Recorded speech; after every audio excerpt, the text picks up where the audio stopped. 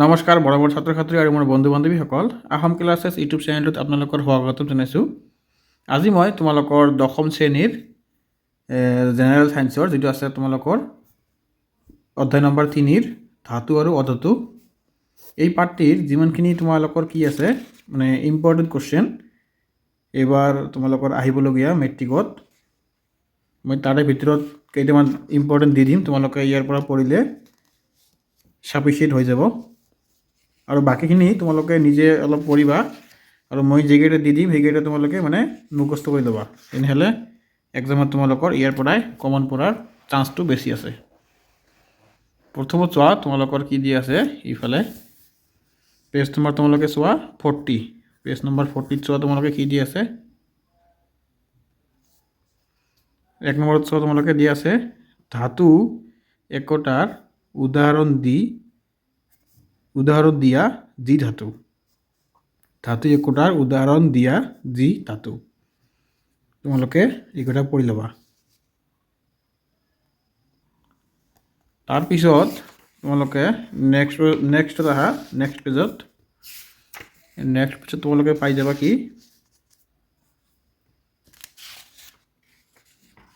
তোমালোকে নেক্সটত যোৱা page number আমাৰ কি আছে 45, পেজ নম্বৰ 45 তোমালোকে এইটো কি কৰিবা ভালকৈ মুখস্থ কৰি ল'বা। যেনেকুৱা কে আছে কি আমাৰ পটাছিয়াম, এনে আছে ছডিয়াম আৰু চি এ আছে কেলছিয়াম, এম জি আছে মেগনেছিয়াম, এ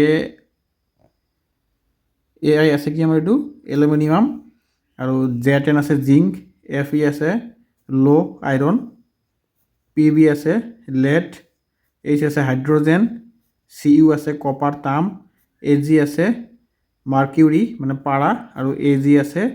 ৰূপ আৰু Au আছে গ'ল্ড। তোমালোকে বিশেষকৈ ইয়াৰ ভিতৰত মই যিটো ইফালে দগাই দিম বা গ'ল চিন কৰি দিম সেইকেইটা তোমালোকে পঢ়িবা, ভালকৈ মুখস্থ কৰি ল'বা।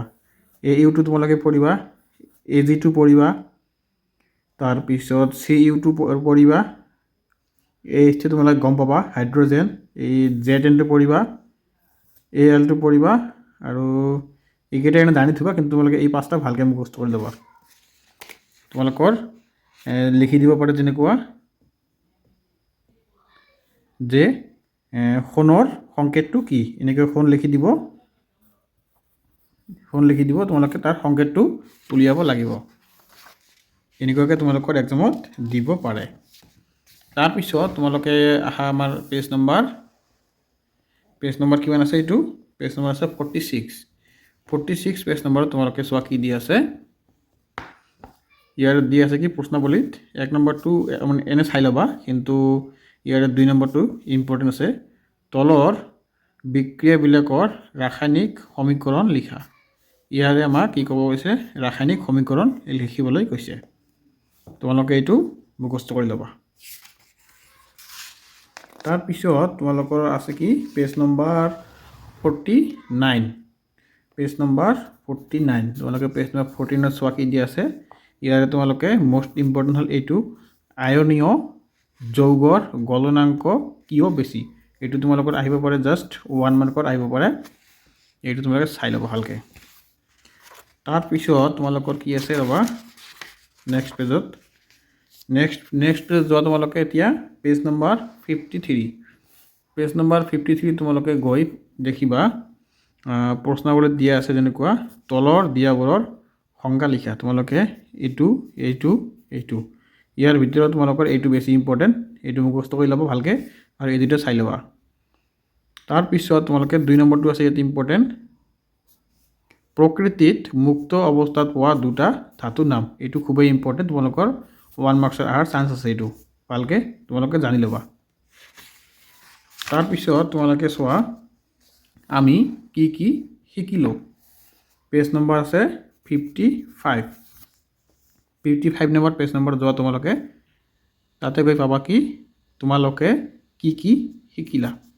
ইয়াৰ পৰা তোমালোকে এইটো ভালকৈ মুখস্থ কৰি ল'বা।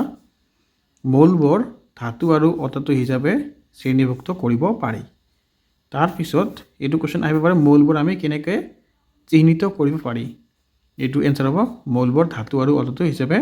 শ্ৰেণীভুক্ত কৰিব পাৰি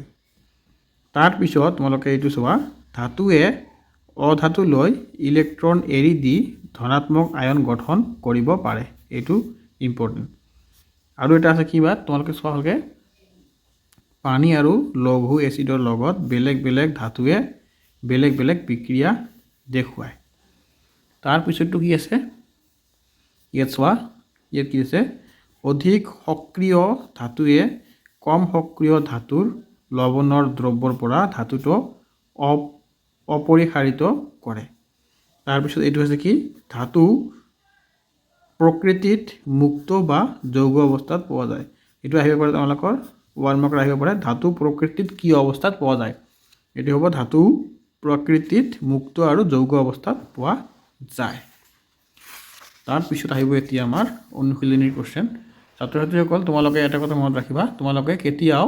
মানে MCQ টাইপ যিবিলাক কোৱেশ্চন আছে অনুশীলনীৰ এইবিলাক এৰি নাযাবা তোমালোকে এইবিলাক অলপ পঢ়িলে হৈ যায় তোমালোকে এলুহা নকৰিবা অলপ খালি ভালকৈ চাই ল'বা তোমালোকে এক্সামত কমন পৰি যাব যেনেকৈ ইয়াত দি আছে তলৰ কোনবোৰ ক্ষেত্ৰত প্ৰতিস্থাপন বিক্ৰিয়া ঘটিব এইটো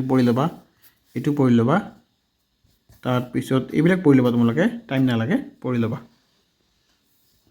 তাৰপিছত তোমালোকৰ আৰু এটা আছে ইম্পৰ্টেণ্ট ইয়াত 6 নম্বৰটো আছে তোমালোকে পেজ নম্বৰ আমাৰ কিমান আছে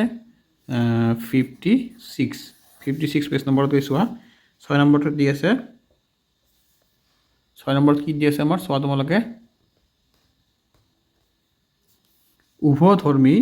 অক্সাইড কাক বোলে এইটো ইম্পৰ্টেণ্ট তোমালোকৰ উভধৰ্মী অক্সাইড কাক বোলে দুটা উভধৰ্মী অক্সাইডৰ উদাহৰণ দিয়া এইটো তোমালোকৰ 2 মাৰ্কছ আহিব পাৰে তাৰপিছত 7 নম্বৰটো চাই ল'বা দুটাকৈ ধাতুৰ নাম লিখা যিয়ে লঘু এচিডৰ পৰা হাইড্ৰজেন অপসাৰণ কৰে আৰু যিয়ে নকৰে এইটো তোমালোকৰ ইম্পৰ্টেণ্ট আছে তাৰপিছত এতিয়া আহা তোমালোকে পেজ নম্বৰ 57 পেজ নম্বৰ তোমালোকে চোৱা আমাৰ কুৱেশ্চন নম্বৰ 10 কুৱেশ্চন নম্বৰ 10ত কি দি আছে চাবা তোমালোকে লোড মামৰ ধৰা ৰোধ কৰিবলৈ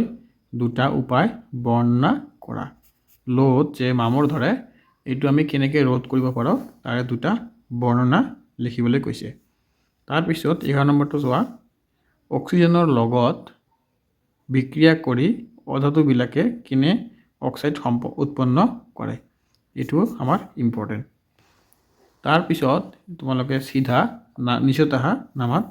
ডাইৰেক্ট আহা তোমালোকে 14 নম্বৰটো কি কৈছে আমাৰ ৰাসায়নিক ধৰ্মৰ ভিত্তিত ধাতু আৰু অধাতুৰ পাৰ্থক্য তোমালোকৰ এইটো 2 মাৰ্কছত আহিব পাৰে ভালকৈ চাই ল'বা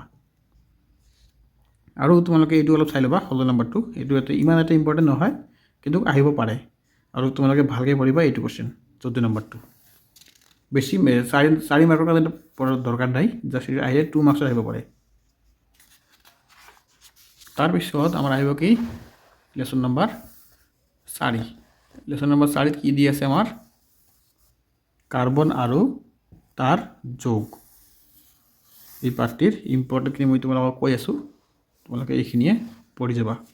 ইয়াৰ পৰা এক্সামত তোমাৰ কমন পৰিব প্ৰথমত আহা তোমালোকে প্ৰশ্নাৱলীৰ page number 61 page number 61 page number চোৱা কি দি আছে 1 নম্বৰ 2 কাৰ্বন ডাই অক্সাইডৰ ইলেক্ট্ৰন বিন্দু গঠন কি হ'ব এইটো আহিলে তোমালোকৰ 1 মাৰ্কত আহিব এইটো তোমৰা চাই ল'বা তাৰপিছত তোমালোকে আহা আকৌ 2 নম্বৰটো চাই ল'বা আছে ইম্পৰ্টেণ্ট কিন্তু ইমান এটা ইম্পৰ্টেণ্ট নহয়ও তথাপিও তোমালোকে এবাৰ চাই ল'বা তাৰপিছত তোমালোকৰ এটা মোস্ট ইম্পৰ্টেণ্ট কোৱেশ্চন এই চাৰ্টটো কি আছে এইটো ইমান এটা কঠিন চাৰ্ট নহয় একেবাৰে ইজি চাৰ্ট জাষ্ট তোমালোকে মনত ৰাখি ল'বা তেনেকুৱা মিথেনৰ কি দি আছে CH4 তোমালোকে C2 এনেকৈ বহুৱালা চাৰিফালে 4টা H লিখি দিলা হৈ গ'ল এইটোৰ উত্তৰ ইথেনৰ কি আছে C2H6 C দুটা দি আছে আৰু H এনে 6টা দি আছে ঠিক তেনেকৈ ইয়াত দিছে C3H8 এইটো সেম এনেকুৱা তোমালোকে মুখস্থ কৰি ল'বা ইয়াত দিছে C4H10 C5H12 আৰু শেষৰটো কি দি আছে বাৰ C6H14 তাৰপিছত তোমালোকে আহা ডাইৰেক্ট 68 পেজ নম্বৰ ইয়াতে 1 নম্বৰটো আছে ইম্পৰ্টেণ্ট আৰু 3 নম্বৰটো আছে ইম্পৰ্টেণ্ট পেণ্টেনৰ বাবে কেইটা গঠন সমযোগী আঁকিব পাৰিবা এইটো আছে ইম্পৰ্টেণ্ট 2 মাৰ্কছৰ এইটো আহিব পাৰে আৰু এটা 3 নম্বৰটো সাইক্লোপেণ্টৰ সংকেত আৰু ইলেক্ট্ৰনীয় বিন্দুৰ গঠন লিখা তোমালোকৰ এইটো ইম্পৰ্টেণ্ট আছে তাৰপিছত তোমালোকে ডাইৰেক্ট আহা 5 নম্বৰত কোনটো হ'ব আমাৰ 5 নম্বৰটো চোৱা তলৰ যোগবোৰৰ নাম লিখা এইটো তোমালোকে পঢ়ি ল'বা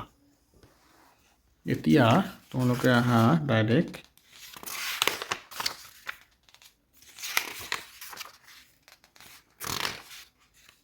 এই তোমালোকে এইটো আহিবা এইটো কি কৈছে আমাৰ কোৱেশ্চন নম্বৰ দিয়া আছে 1 আৰু 2 এইটো দুটাই ইম্পৰ্টেণ্ট আছে পেজ নম্বৰ আমাৰ কিমান আছে 74 পেজ নম্বৰ কি চোৱা কি দিয়া আছে আমাৰ 1 নম্বৰত দিয়া আছে পৰীক্ষাৰ সহায়ত এলকহল আৰু কাৰ্বলিক এচিডৰ মাজৰ প্ৰভেদ কিদৰে দেখুৱাব পাৰি এইটো ইম্পৰ্টেণ্ট আছে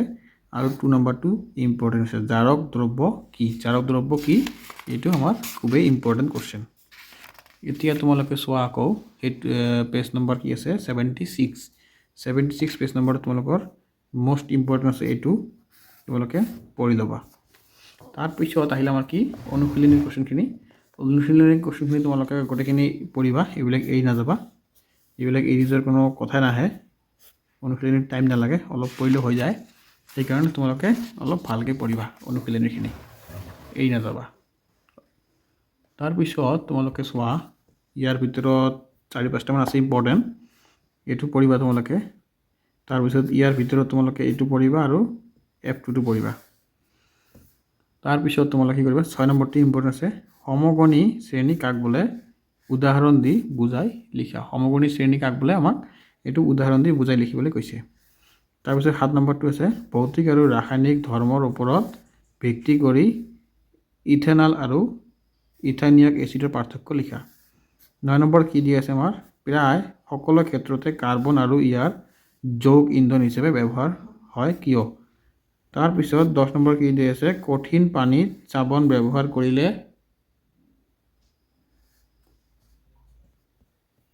এতিয়া তোমালোকে চোৱা কোৱেশ্চন নম্বৰ আমাৰ কিমান আছে 10টো কঠিন পানীত চাবোন ব্যৱহাৰ কৰিলে গেট কিদৰে সৃষ্টি হয় ব্যাখ্যা কৰা তাৰপিছতো আছে আমাৰ 11 নম্বৰ নীলা আৰু ৰঙা লিটমাছ কাগজেৰে চাবোন পৰীক্ষা কৰিলে কি দেখিবা এইটো খুবেই ইম্পৰ্টেণ্ট এইটো তোমালোকৰ 2 মাৰ্কছৰ আহিব পাৰে তাৰপিছত 12 নম্বৰটো কি আছে হাইড্ৰজেনেশ্যন মানে কি এইটো তোমালোকৰ আহিলে 1 মাৰ্কৰ আহিব পাৰে আৰু আছে আমাৰ ইয়াৰ লাষ্টটো 14 নম্বৰ তোমালোকে এইটো ভালকৈ পঢ়ি ল'বা ছাত্ৰ ছাত্ৰীসকল তোমালোকে যদি মোৰ চেনেলটো ভিডিঅ'টো গোটেইখিনি চাই আছা বা চাই শেষ কৰিলা তেনেহ'লে তোমালোকে কি কৰিবা চেনেলটো ছাবস্ক্ৰাইব কৰি ৰাখা তেনেহ'লে নেক্সটত তোমালোকে পাই যাবা কি আমাৰ অধ্যায় নম্বৰ 5ত মৌলৰ পৰ্যাবৃত্ত শ্ৰেণী বিভাজন তোমালোকে ইয়াৰ ইম্পৰ্টেণ্টখিনি পাই যাবা সো আজিৰ ভিডিঅ'টো ইয়াতে শেষ কৰিলোঁ ধন্যবাদ তোমালোকে ভালকৈ পঢ়া মেট্ৰিক পৰীক্ষা আহি গ'ল আৰু বেছি দিন নাই কিন্তু তোমালোকে ভিডিঅ'বিলাক ক'ত পাবা তোমালোকে কি কৰিবা মোৰ চেনেলত সোমাই কিনে চাবা যে প্লে লিষ্ট আছে এই প্লে লিষ্টত তোমালোকে সায়েন্সৰ গোটেইখিনি কোৱেশ্চন ক্লাছ 10ৰ প্লে লিষ্টত চাবা ক্লাছ 10ৰ সায়েন্স বুলি লিখা থাকিব তাতে গ'লে তোমালোকে গোটেইখিনি উত্তৰ আৰু গোটেইখিনি কোৱেশ্চনৰ ভিডিঅ'বিলাক পাই যাবা ধন্যবাদ ইয়াতে সমাপ্ত আজিৰ ভিডিঅ'টো